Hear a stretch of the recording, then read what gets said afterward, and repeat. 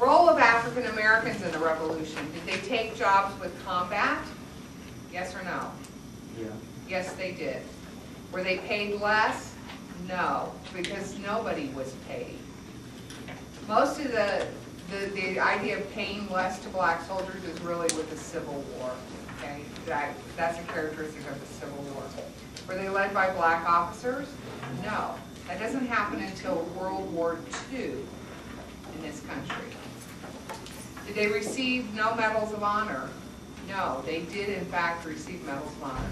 The first medals of honor in this country were awarded for behavior in the Revolutionary War, and there are several black men who received medals of honor. Did they fight west of the Mississippi?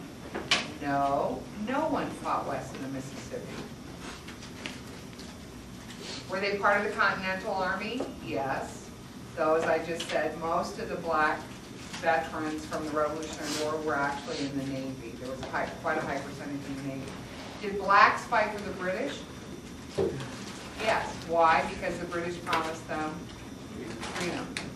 Okay. U.S. and France versus Britain negotiations after the war. So in 1781 we have the Battle of Yorktown and Cornwallis surrenders, and that's the end of the war really.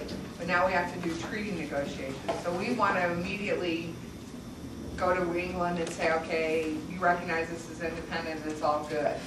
France says, wait a minute. We have a condition. England has to return a piece of property that our ally Spain wants, and that piece of property is Gibraltar, the tip of Europe, okay? England says, no way, we're not returning Gibraltar. So for 2 years, nothing really happens. And finally, in 1783, the United States delegates go to Britain. They say, let's make a treaty. We take that to France and say, here's the treaty, okay? And France goes, yeah, forget our friend Spain. Today, 2010, who controls Gibraltar? England still does, okay? Spain would still like it back. I don't know what for, but it's a point of honor. The Peace of Paris did what? It granted the United States independence. It sets the United States borders Atlantic to the Mississippi, Great Lakes down to Spanish Florida. It says that the United States government will make restitution for damaged or destroyed patriots' property. Did we do that? No, mainly because we had no money to do it. Okay, and even after Hamilton and his group came into power and there was some money, we still didn't do it. Okay, Articles of Confederation. So the committee that was established in 1776 to set up a government framework does so by early 1777. They established the Articles of Confederation, which set up a weak central government. The power of government left mainly to the states. There's no president. It took until 1781 to get it ratified, meaning all 13 colonies had to agree to the Articles before they went into effect. The Articles of Confederation are our government from 1781 until 1789. Okay? The powers of the Articles.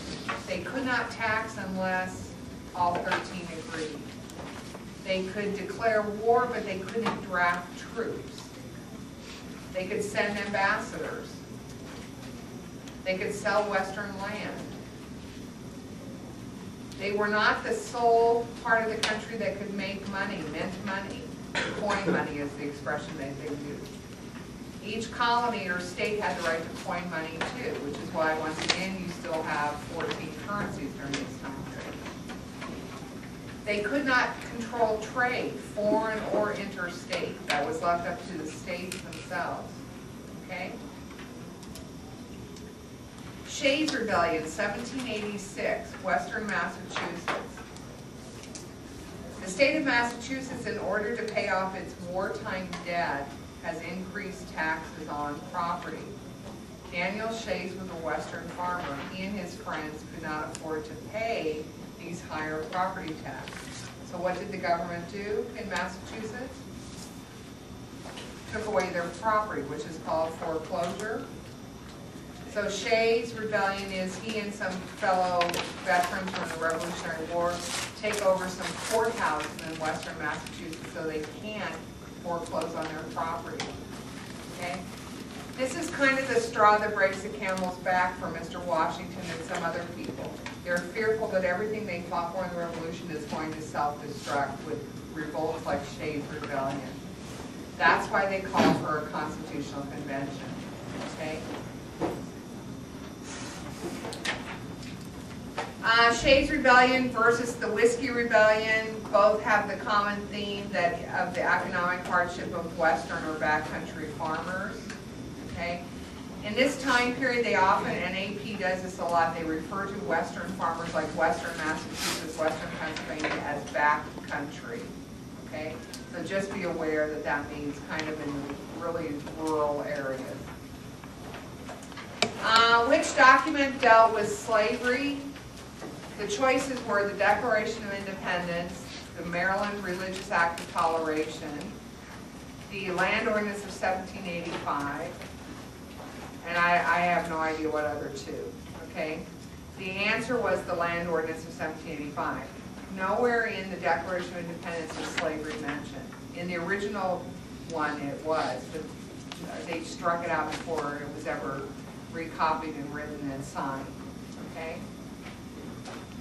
The two documents that deal with slavery in our history are the Land Ordinance of 1785 and then the Constitution itself. Okay? Any other document does not mention slavery whatsoever. What did the Ordinance of 1785 or the Land Ordinance of 1785 do?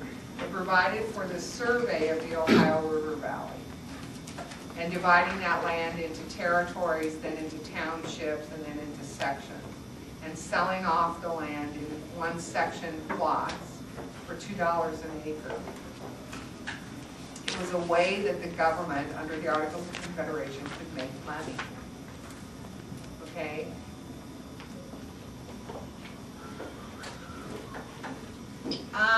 Northwest Ordinance of 1787 did what? It set up the procedure for territories to become states. Okay? What did the Land Ordinance of 1785 say about slavery? What? It wasn't allowed north of the Mason-Dixon line except after they became a state. Okay? As a territory, there could be no slavery. Once they became a state, they could vote to put it in. Did any of those states vote to put it in? No. Why were the Articles defeated? Because the government was too weak. They couldn't pay their debts. They couldn't pay bonuses to the Revolutionary War heroes. Remember the Newburgh conspiracy? States were starting to fight over trade issues. There was the whole issue over money, all these monies types running around. We had no standing in the world, and for people like Alexander Hamilton, that was a real big issue. They wanted to be the top dog in the parade. Okay, the Three-Fifths Compromise, what was it?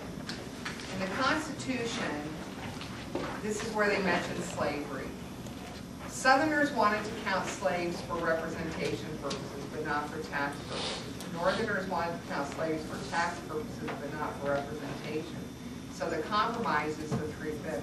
For every 5 slaves, they will count as free people for both representation and for tax purposes. Furthermore, and I think most important to the 3/5 compromise is what it says about 1808. Which is after 1808, there can be what? No more importation of slaves, okay? If I live in Virginia and I own you, can I sell you to Corey who lives in Georgia? Yes. I don't care if it's 1820, 1850.